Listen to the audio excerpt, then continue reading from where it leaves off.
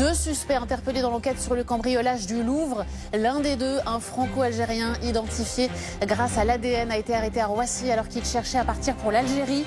Tous les deux sont connus des services de police. J'ai été vraiment agréablement surpris. J'en ai pas pleuré pour une fois.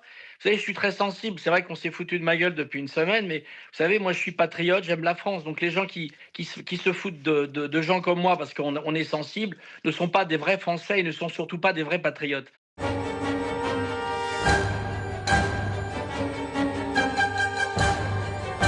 Quand je parlais de djihad du quotidien, eh bien vous voyez, ce week-end, c'est exactement la preuve de ce que je vous dis. On pille les trésors de la France, on tue, c'est le procès de la Algérienne qui a violé et massacré la petite Lola. Je ne vous parle pas des trafiquants de drogue, je ne vous parle pas des harcèlements sexuels dans le métro. Attendez, tout ça, c'est des pillages, des vols, des viols, tout ce que fait une armée d'occupation. Enfin, on nous a dotés de masques à gaz. C'est étonnant ce que les Blancs inventent pour tuer. Et c'est nous que l'on appelle sauvages. En cette saison d'automne où les jours baissent, comment résister à la laideur des toiles d'araignée, des citrouilles et des squelettes d'Halloween qui envahissent les vitrines? Il est 9h19. Je pensais qu'il était 10h19. C'est trop cool. J'ai gagné 1 heure sur ma journée, je suis contente. Par contre, il va faire noir plus tôt. Donc le verre en terrasse, il va falloir aussi l'anticiper. Il va falloir partir plus tôt des calanques. Comment résister aussi à la violence qui affleure dans les guerres extérieures et sur le sol français, sans parler de la déconstruction à l'œuvre dans les esprits, plus subtile encore. Oh, regardez les décos.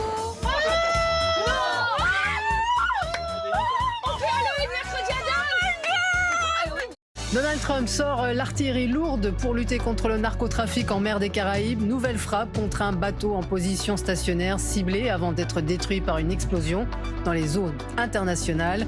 Outre la manière, de nombreuses questions se posent. Le président vise-t-il vraiment le narcotrafic ou les présidents vénézuéliens et colombiens? Je pense que l'on va tuer ces gens qui apportent de la drogue dans notre pays, ok? On va les détruire, vous voyez, ils seront morts. 8 navires de guerre, un sous-marin, des drones et des F-35. Avec l'arrivée du porte-avions, les tensions montent d'un cran entre États-Unis et Amérique du Sud. On a arrêté toute la drogue qui arrivait par la mer et bientôt on va arrêter toutes celles qui arrivent par la terre. Vous allez voir quand ça va commencer. Vladimir Poutine se félicite du succès de l'essai d'un missile de croisière à propulsion nucléaire, un test mené alors que Washington a récemment durci le ton avec Moscou. Les images ont fait le tour des réseaux sociaux. On y voit un jeune homme masqué frapper avec un bâton plusieurs membres d'une famille palestinienne. La scène se déroule en Cisjordanie, en pleine période de récolte des olives. Agressions, incendies, vols, les plantations d'oliviers sont la proie à des attaques quasi quotidiennes de la part de colons israéliens. 3, 2, 1. Encore une. Dynamisante maintenant. Les représentants de l'ONU dans la région ont dénombré 27 villages touchés par des attaques liées aux récoltes en une seule semaine.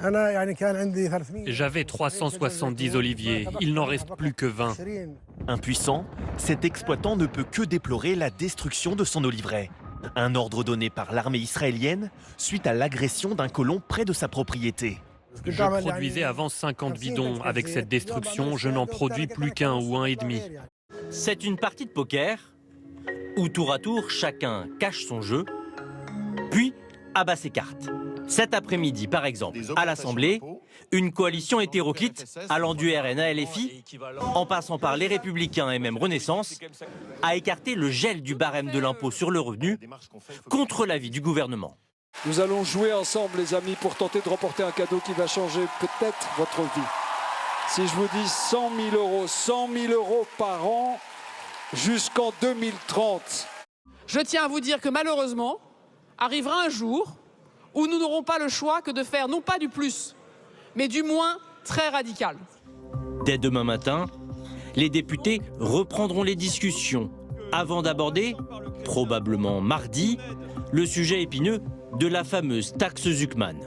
La France est le 3e pays au monde où il y a le plus de millionnaires, où les plus riches se sont le plus enrichis. Donc c'est normal en fait qu'ils contribuent à l'effort national et c'est pas normal de les épargner en permanence. La fameuse taxe Zuckman, qui consiste à faire payer un impôt minimum aux ultra-riches, qui échappent souvent à l'impôt sur leur fortune grâce à l'optimisation fiscale. Une mesure rejetée du RN aux macronistes. Les socialistes proposent donc une alternative qui exclurait du calcul de cette taxe les PME familiales et les start-up. Nous saurons si nous allons à la dissolution en fin de semaine prochaine, prévient Olivier Faure, le patron du PS, mais la pression sur le gouvernement en mettant sur la table sa proposition de la taxe Zuckman sur les hauts patrimoines.